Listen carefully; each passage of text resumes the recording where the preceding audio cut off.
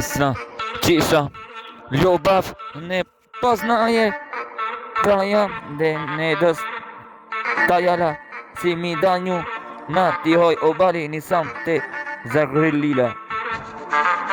Jel, me pasao, ubijao, osjetila, sam dvoju, naklonost ona, poljubas srasti, a ne, sta važna iluzija, da ako se ne vratim, ostane srećanje.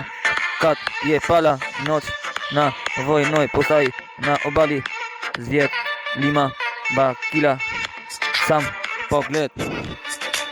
Tamo sam se osjećala sigurno pored dvoji zvijetala željela sam osjetiti toplinu.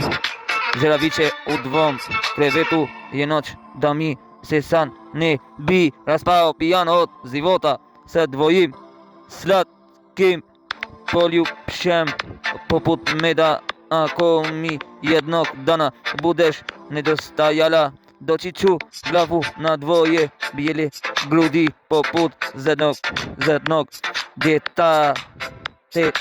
djetata. Sisati ću medeno mlijek, o srce moje sreli smo se samo u snovima. Kad dvije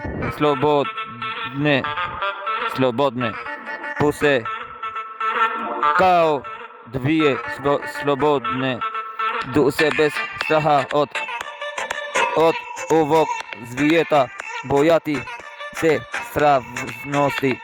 Njene magle grdje zla usta liju zuč bez odmora, ali u snu ti ja smo dva duha, čista ljubav koja ne poznaje kraj.